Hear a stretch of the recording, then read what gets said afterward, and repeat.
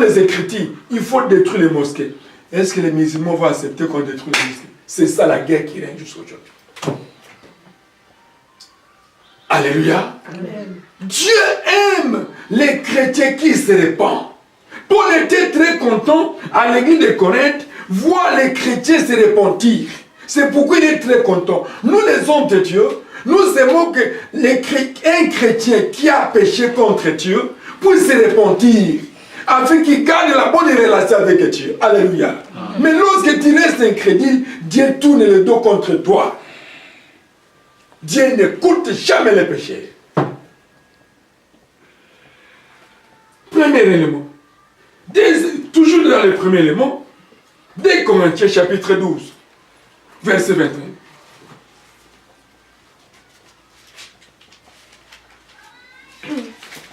Je viens au nom de Jésus-Christ. Amen. Je crains qu'à mon arrivée, mon Dieu ne m'humilie de nouveau à votre sujet et que je n'ai à pleurer sur plusieurs de ceux qui ont péché précédemment et qui ne sont pas repentis de l'impurité, de l'impudicité et des dissolutions auxquelles ils se sont livrés. Parole du Seigneur. Amen. Qui Dieu te bénisse, ma fille. J'ai craint qu'à mon arrivée, mon Dieu ne m'humilie de nouveau à votre sujet. Donc Paul ne voulait pas qu'il soit humilié devant Dieu à cause du sujet des Corinthiens qui ne voulaient pas se repentir. Il y a peu de chrétiens qui se répandent à l'église. Il y a peu de chrétiens qui ne veulent pas se repentir à l'église, qui sont devenus des incrédules. Et l'incrédulité, c'est la crise de la foi. Et la crise de la foi, c'est l'apostasie. Ils commencent à vivre selon l'expérience. Oh, on priait, et on faisait ceci. Non! Notre Dieu s'interdit de l'actualité chaque jour. Alléluia. Amen. Dieu aime que chaque jour, ta vie change. Ta vie se transforme. Ta vie soit propre devant lui. Parce que même la nuit, il y a des combats, il y a des péchés que nous péchons par exemple. Si parfois tu rêves la nuit, on vient te donner à manger. Mais tu as péché. Et c'est aussi la sorcellerie. Il faut refuser, il faut prier. Et c'est pourquoi dans vos prières, il faut demander, Seigneur, donne-moi la victoire la nuit, tout comme la journée, dans des songes, dans des révélations, que je sois toujours victorieux. Alléluia. Amen. Mais lorsque tu pèches contre Dieu, tu as péché. La nuit, est-ce que tu dors comme ça ronflant, on voit que c'est ta bouche, tu commences à manger. Ce n'est pas anormal. On te donne automatiquement la sorcellerie inconsciente. Il faut résister par des prières. Et lorsque tu surmontes là, gloire au Seigneur. La journée, on pêche. Parfois, toi-même, tu n'as pas parlé, mais en écoutant quelque chose qui ne donne pas gloire à l'Éternel. Tu as péché. Un péché involontaire. Il y a des péchés volontaires, des péchés involontaires. Tu écoutes quelqu'un qui injurie, quelque chose qui n'est pas propre.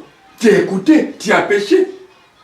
C'est pas toi qui as péché, mais l'effet d'écouter seulement. Donc, il faut tout le temps se repentir, d'être propre devant la présence de Dieu, dans nos regards, dans nos langages, dans nos pensées. Dieu aime ça. C'est pourquoi on dit, les chrétiens ont-ils à se repentir? Parce qu'un chrétien, c'est comme Christ. Tu es le modèle de Christ, tu reflètes Christ. Mais tu dois se repentir afin que ce Christ-là puisse se régner en toi. Alléluia. Amen. Deuxième élément. Les chrétiens de Éphèse, et aussi se sont repentis. Apocalypse chapitre 2, verset 5.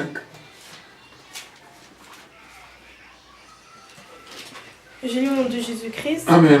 Souviens-toi donc d'où tu es tombé, repens-toi et pratique tes premières œuvres. Sinon je viendrai à toi et jeterai ton chandelier de sa place, à moins que tu ne te répands. Merci, ma Parole fille. du Seigneur. Amen. Qu'il te bénisse. Amen. Souviens-toi, ça c'est les chrétiens d'Éphèse.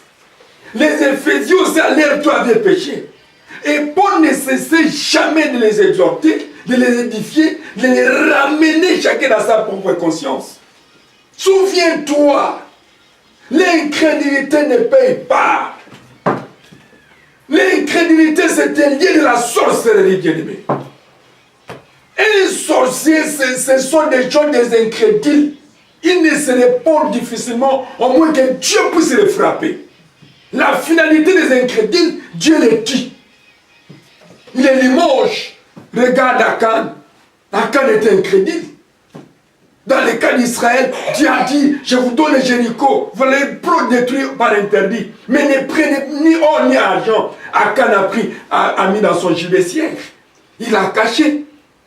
Lorsqu'ils ont affronté Aïe, les enfants d'Israël étaient morts.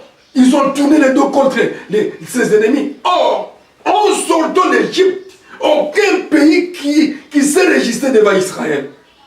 Pour te dire que la victoire, c'est pour nous les chrétiens. Alléluia.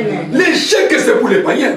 Mais comment toi, tu acceptes l'échec dans ta vie et tant que chrétien? Il faut se poser la question. Josué a dit, mais Seigneur, je n'ai jamais vu de telles histoires. Il a déchiré ses vêtements, le visage est contre terre. Il doit demander la cause. Bien sûr que oui, nous condamnons les effets, mais on ne sait pas la cause. Beaucoup condamnent les effets. Les effets du péché, tu condamnes. Mais tu ne sais pas la cause, allez à la source. Tu vas disséquer la cause. Pourquoi cet échec? Il fallait se poser cette question.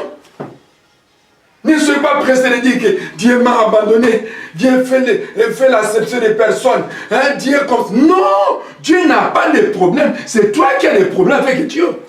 Parce qu'il est 3 fois saint. Qu'est-ce qu'il est saint en esprit? Comme il est esprit, les saints en esprit et en vérité.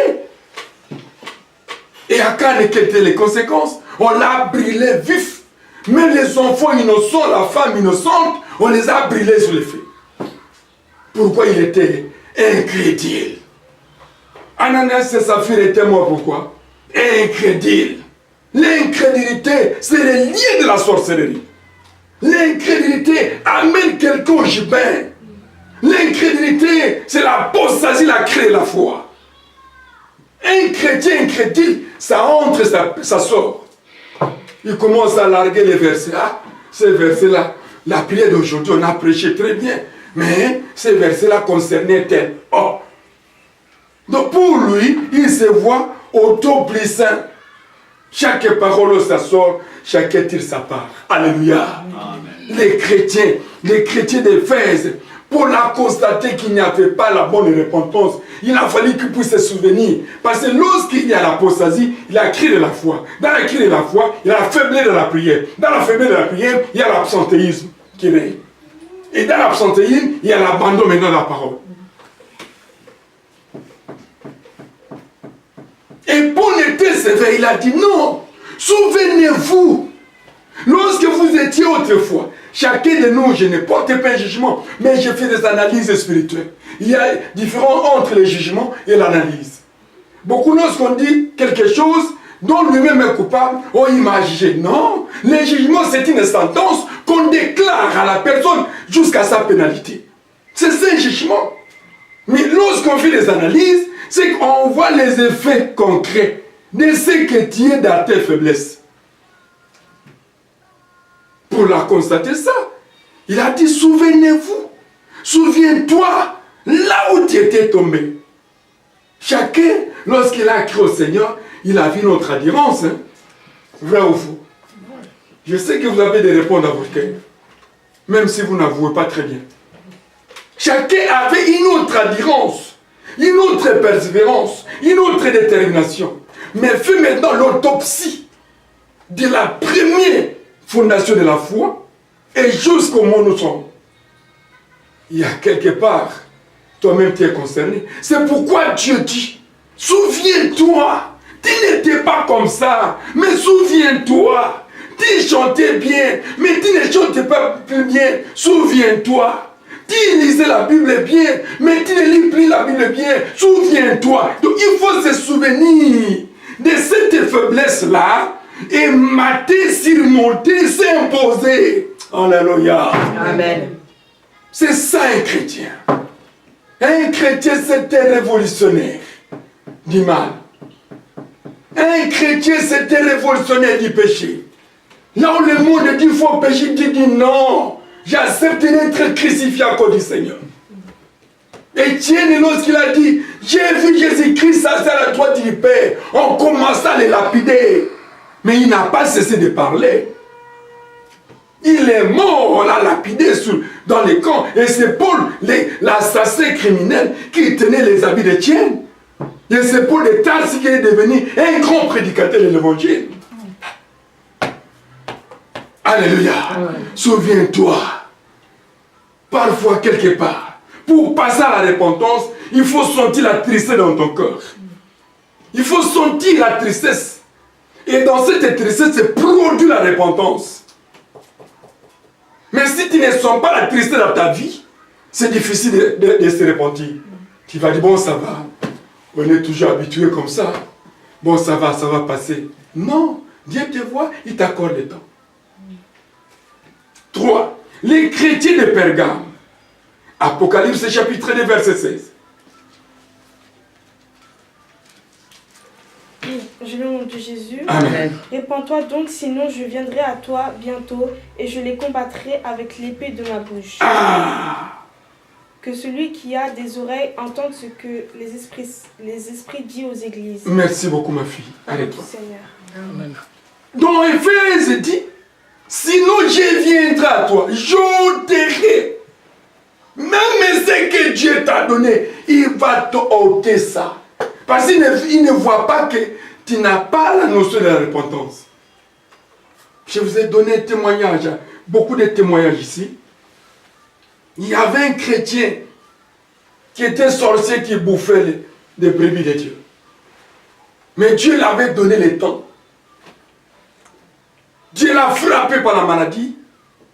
On l'a soigné. Nous étions parmi les gens qui étaient partis prier pour lui parce que c'est notre évangéliste. Mais pourtant, il était sorcier. À cette époque-là, on n'avait pas encore la maturité chrétienne et les dons spirituels pour voir. Il est sorti. Il a commencé à ivrer. Deuxième fois, il a continué encore. Il a dit cette fois-ci, tu n'es pas dit de mon royaume, mais qui va quand même se repentir devant l'église. C'était un dimanche plein des arbres. Lorsqu'il a dit, je suis sorcier. Waouh! J'ai fait ça. Mais il tenait la Bible. Vers 17, après avoir se repenti, vers 17h, il était mort. Sinon, j'ôterai, je viendrai à toi. Christ viendra. Il vient bientôt. Et il ne viendra pas selon ta volonté, mais il viendra selon la volonté de celui qui l'a créé. Amen. Amen. Il te trouvera dans quelle position? Je viendrai, j'ôterai. Et il va ôter si réellement tu ne te réponds pas. Mais lorsqu'il te trouve que tu t'es repenti, ok, c'est une bonne chose. Tu seras son ami.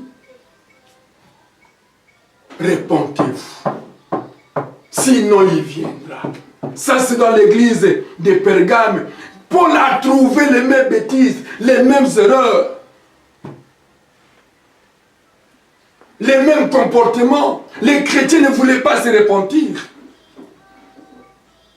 Accepter Christ comme Seigneur et Sauveur, oui, c'est une assurance. Mais ça a des conditions. Et la vie chrétienne, c'est toute une discipline. Alléluia.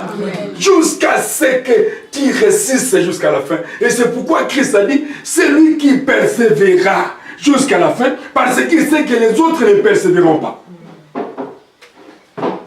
Les autres vont échouer. Les autres vont s'arrêter en route. Mais il a dit, c'est lui qui persévérera jusqu'à la fin.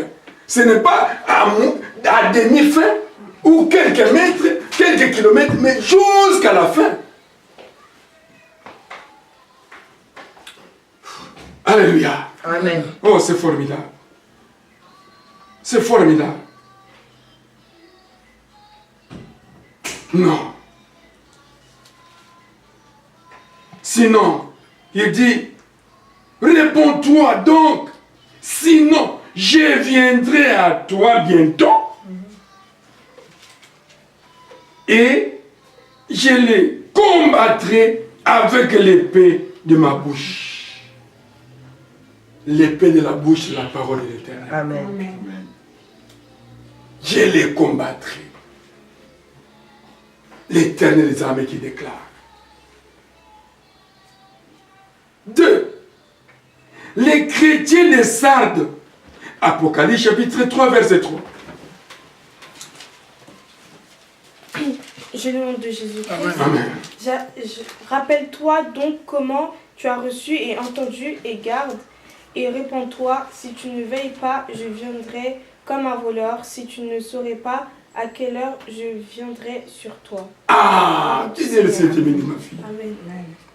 La Bible nous dit clairement, ce n'est pas moi, c'est la Bible.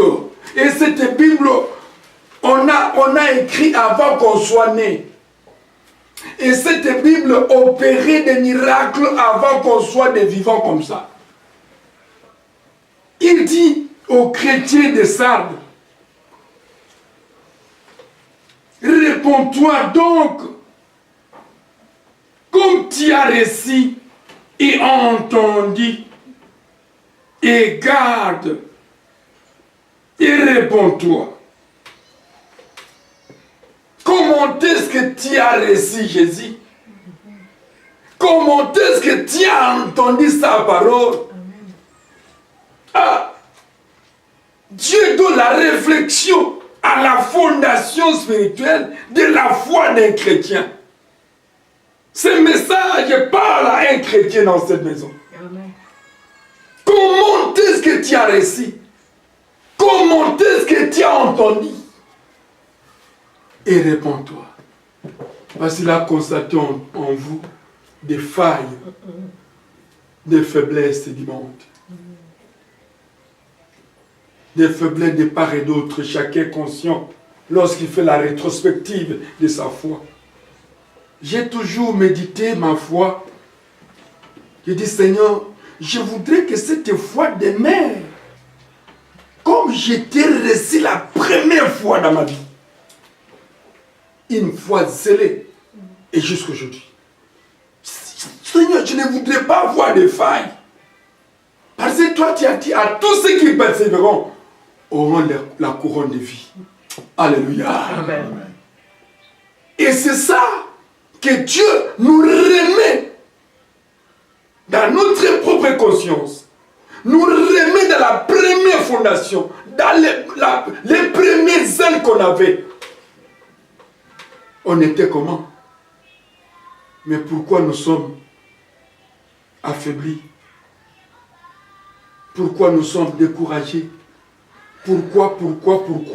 Chacun sa réponse à donner à Dieu, ce n'est pas à moi.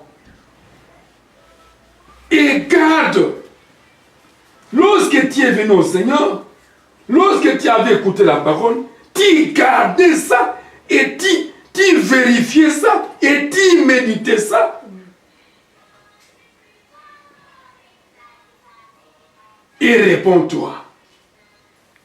Si tu ne veilles pas, je viendrai comme un voleur. Et tu ne sauras pas à quelle heure je viendrai à toi. Alléluia. Amen. Je viendrai comme un voleur. Un voleur la nuit n'avise personne. Il vient avec les marteaux, les birins. Ils ont leur clé spéciale pour ouvrir. Et lorsqu'il entre, il prend n'importe quelle chose. Que parfois tu as fait des économies pour avoir ça. Mais lui vole. Il y a 3 verbes, 3 options que le voleur opère. Voler, tuer, détruire. S'il ne vole pas, il va te chercher, il t'abat. Sans cause. S'il ne veut pas voler, ne veut pas t'abattre, il déstabilise seulement. Télévision, il sort pour te mettre à zéro. Et c'est ça son rôle. Et Dieu ne veut pas qu'on puisse tomber dans un traquenard. Dieu veut qu'on soit éveillé. Et Christ viendra comme un voleur. Ça, c'est moi. Ce n'est pas Dieu. J'ai toujours pressenti que le Seigneur viendra vers 3 heures du matin. C'est dans de pareilles heures que les sorciers, les impudiques, les soulards opèrent la nuit, il va les surprendre. Dieu ne viendra pas la journée comme ça. Parce que tout le monde va s'alerter. Ah, il est là. Mais c'est pendant la nuit que l'opération démoniaque et satanique agit. C'est dans les heures là que le Seigneur viendra. Pourquoi? Ça m'engage que moi. Ce n'est pas Dieu. À chaque fois, Dieu me révèle des choses cachées. C'est vers 3h, 4h. Dans ces laps de temps, je vois des choses incroyables. Il viendra comme un voleur. Réponds-toi. Que chacun puisse se repentir. Dieu aime des chrétiens se répondre. Même ceux que tu as oublié, Seigneur, pardonne-moi. Moi, j'ai toujours demandé à Dieu, Seigneur, pardonne-moi, mais puisque les péchés que j'ai oubliés, que je ne connais pas, pardonne, afin que je sois propre devant toi. Alléluia. Amen. Il y a des histoires qu'on a oubliées, mais tu avais posé des actes qui n'est pas conformes à l'Éternel. Demande pardon. Ne te cherche pas à te justifier parce qu'il est 3 fois saint. Amen, amen. Alléluia. Amen. Demande pardon. Seigneur, parfois, lorsque j'étais aux études, je ne sais pas, pardonne-moi, Seigneur. Donc, tu cherches là où tu peux demander pardon. Tu ne trouves pas, tu dis à Dieu qui connaît le commencement de ta vie et l'évolution de ta vie. Il n'y a que Dieu.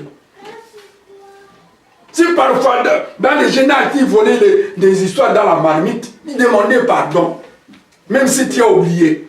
Là, je vous rassure. Parce que tu sois propre. Alléluia. Que tu sois irréprochable. Ah, mais il y avait des enfants qui volaient des choses dans la marmite. Même les grands. Même, merci maman. Demande pardon. Vous ne savez pas, c'est un péché. Vous ne savez pas, c'est le péché. Ouais. Vous croyez que c'est chez nous. C'est ignorant. L'ignorance. Mais c'est un péché. Il faut attendre que la maman te serre. La viande. La viande. Alléluia.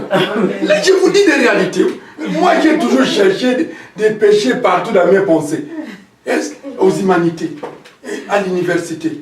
Seigneur, montre-moi. Si j'ai oublié, pardonne-moi. C'est ça. Que je sois en conformité à la sainteté de Dieu. Alléluia. Amen. C'est ça un chrétien. Un chrétien ne discute pas. Un chrétien ne cherche pas de défense. Un chrétien, c'est celui qui s'humilie. Et Dieu aime les chrétiens qui s'humilient pour les élever. Amen. Amen. Alléluia. Amen. Pour terminer, les chrétiens de Laodicée, Apocalypse chapitre 3, verset 19. Au nom de Jésus-Christ, Amen. moi je reprends et je châtie tout ce que j'aime. Aille donc du zèle, et donc du zèle, et répands-toi. Voici, je me tiens à la porte et je frappe. Si quelqu'un entend ma voix et ouvre la porte, j'entrerai chez lui, je soupirai avec lui et lui avec moi. Celui qui vaincra, je le ferai asseoir avec moi sur mon trône, comme moi j'ai vécu, et me suis assis avec mon Père sur son trône. Alléluia. Que celui qui a des oreilles entende ce que les esprits disent aux églises. Amen. Parole Que du Dieu te Seigneur. bénisse. Amen. Amen. Amen. Moi, je reprends et je châtie tout ce que j'aime. Et donc, dis-elle et réponds-toi. Dieu châtie ce qu'il est. Vous savez, il y a d'autres chicottes que Dieu nous donne sans qu'on le sache. Mais Dieu a permis cette chicotte parce qu'il t'aime. Tu parles chez le médecin ne trouve pas de solution. Tu prends des médicaments, des cartons de médicaments, mais il n'y a pas un changement. C'est un changement de Dieu. Jusqu'à ce que tu vas se repentir, tu reviens à l'Éternel. Seigneur, pardonne-moi. En ce moment-là, il dit oui. Comme tu as compris que c'est moi le créateur. Je connais la circulation du sang dans ton corps. Et je sais là où dénicher la maladie. Il ôte facilement. Et tu te retrouves guéri. Tu abandonnes les médicaments. Et tu es en bonne santé. Et Dieu châtie, bien-aimé. J'ai vu la chicote de Dieu un jour. On est blessé. Ces frères-là, c'était quoi? Dieu l'avait donné le travail. Oh, je n'ai pas de travail. Prenez-moi le travail. Dieu, on a pris, oh, Dieu l'a donné le travail. Dans un premier temps, il commençait à obéir à de la dîme, ainsi des activités, la persévérance dans l'œuvre de l'Éternel. Lorsque l'argent commençait à s'augmenter, les frères ont commencé à avoir des faiblesses d'aller à l'église.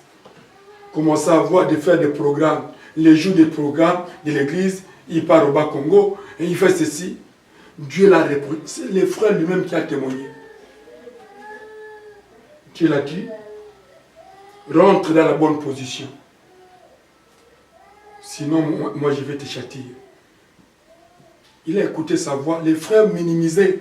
Vous savez, il y a beaucoup de chrétiens qui minimisent les messages de Dieu. C'est ça ce qui énerve l'Éternel. Dieu parle 2 fois. 3e fois, c'est la chicote. Ma fille m'est témoin. S'il te reproche, il te reproche. 2e fois, tu n'écoutes pas. La 3e fois, sans déborder la sainteté de Dieu, il va te chicoter. Ces frères-là étaient morts en priant. Ils saignaient à genoux. Dans sa chambre, ils priaient. Dieu dit, je récupère mon âme. Et on a trouvé les frères comme ça. Il est parti. Il a laissé l'argent qui lui donnait la folie dans les Bas-Congo, Bandundu, ainsi de suite, négliger l'œuvre de l'Éternel. C'est très dangereux. Tu es chrétien, je m'adresse aux chrétiens. Amen. Tu es chrétien, c'est comme Christ. Tu ne dépends pas de toi-même, c'est Christ qui vit en toi qui décide. Amen. Mais lorsque tu commences à décider à la place de Christ, ce n'est pas moi. Ne dis pas que le pasteur nous a dit non. C'est le pasteur qui m'a dit non, tu ne me verras pas. Mais tu verras les propriétés de ton âme. C'est lui qui tient ton souffle. Nous avons vécu. Jonas, où est Jonas? Jonas a fui la mission de l'Éternel. Il a dit non, je ne pars pas. Il s'est caché sous l'arbre. Il a oublié que Jésus-Christ qui a planté l'arbre dans le monde. Dieu a fait sécher cet arbre. La chaleur a tenu Jonas. Jonas a fui dans les bateaux. Il s'est simulé. C'est pourquoi les sorciers aiment tout le temps se simuler devant les gens, devant la foule. Dieu a dit, bon, ça va, je vais te montrer. Je ne peux pas causer du tort aux innocents. Mais toi, toujours, je te cherche.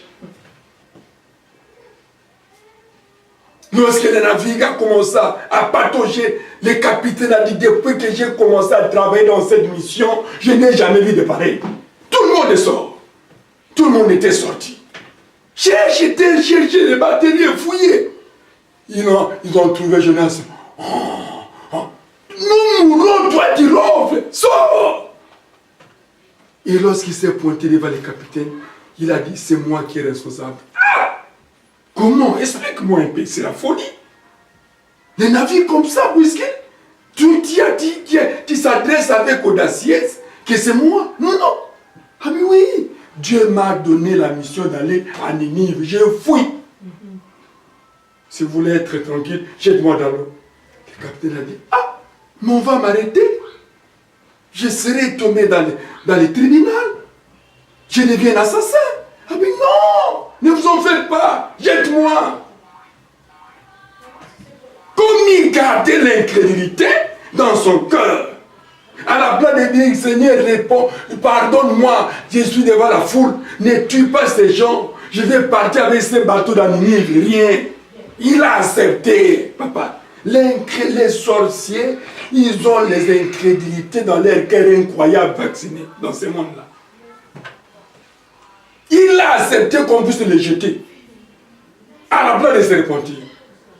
On l'a jeté, Dieu a dit, bon, c'est une occasion. J'ai beaucoup de cachots partout. Même au pays, même en bas, j'ai des cachots. Baleine, récupère-lui. Coffre-lui un peu. Un grand poisson l'a avalé. Et Jonas là-bas, les yeux fermés, premier jour, il a refusé de se repentir. Dieu a dit, bon, ça va. On va montrer qui a créé qui. Il était là. Premier jour. Le poisson a tourné avec lui. Il commençait à danser avec lui, avec Jonas partout. Deuxième jour, il est donc au serein. Tu as dit, bon, ça va. On saura qui appartient au souffle. Troisième jour, Jonas dit, sinon je vais mourir. Pardonne-moi. Aussitôt qu'il a demandé pardon, il s'est converti. Dieu a dit au poisson, allez les vomir. Et lorsqu'il a vomi, Jonas, c'est la première personne de se précipiter. Alléluia. Amen. Il s'est précipité avec force, avec énergie, pour aller prêcher avec précipitation le Seigneur. N'attendez pas cela, bien-aimé. Jonas a eu sa grâce. Parfois, toi, tu n'auras pas cette grâce-là. Chacun a sa grâce. Jonas a reçu sa grâce. N'attendez pas et ne restez pas, oui, j'attends comme Jonas. Tu vas mourir. Moi, je te dis, je ne mange pas les mots. Tu vas laisser le monde avant. Il était à 19 pour terminer. Moi, je reprends et je châtie. Tous avec S, ce que j'aime. Et donc, des ailes et réponds-toi. Ça, c'est un élément.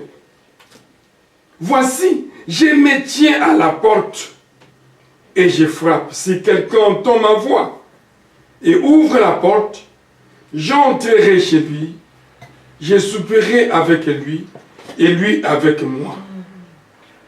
Dieu frappe à travers sa parole. Ça, c'est la frappe de Dieu. Il frappe dans vos cœurs.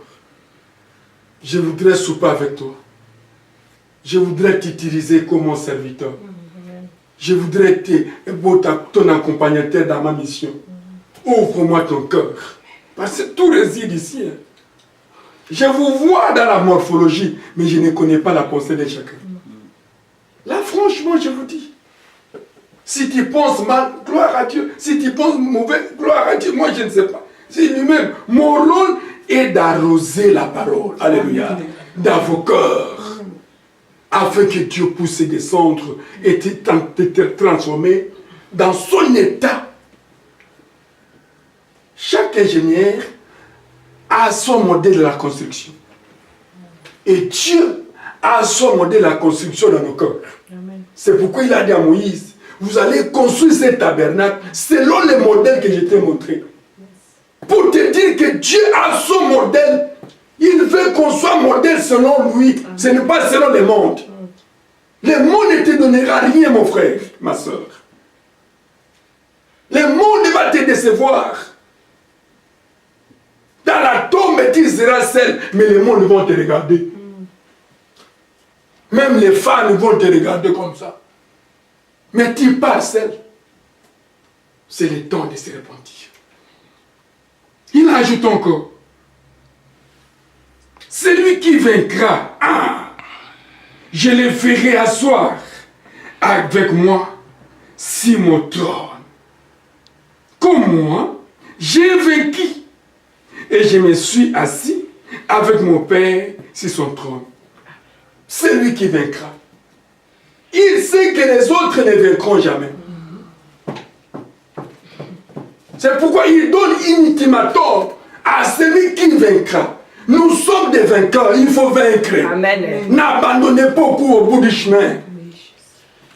Lorsque tu abandonnes au bout du chemin, qu'est-ce que tu as foutu? Donc, dès que tu acceptes la souffrance, moi je n'accepte pas la souffrance. Non. Je veux demeurer auprès de mon Père. Et c'est pourquoi la prédication de la croix, c'est une corde au cou pour moi. Je dois prêcher dans toute occasion favorable ou non.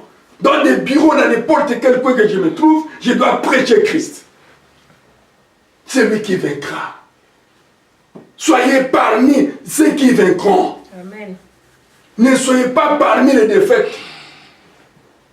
Qui accepte l'échec dans sa vie pour se lever sa main? Personne. Parce que Christ n'a jamais échoué. Alléluia. Amen. L'échec est du diable. Lorsque tu t'attaches à Christ, la victoire est là. Amen. Et Dieu va te donner la victoire afin que son nom soit glorifié. C'est pourquoi Josué avait déchiré les habits en disant, Seigneur, on n'a jamais vu de telles défaites. Tu nous as fait marcher 40 ans dans le désert, sans médecin. Nous-mêmes, on est des médecins, sans des accoucheuses. On était des accoucheuses. On s'est multiplié. Il n'y avait pas de morts, pas de maladies. C'est lui qui vaincra. C'est lui qui vaincra. Il veut que tu puisses vaincre. Tu es venu au Seigneur pour vaincre. Amen. Tu n'es pas venu au Seigneur pour échouer, non. Dis, Seigneur, je n'échouerai jamais. Et je vais vaincre le monde. Il faut vaincre le monde, vaincre la faiblesse, vaincre l'envoûtement, vaincre la négligence, vaincre la paresse. Il faut vaincre ça. C'est notre époque de toi.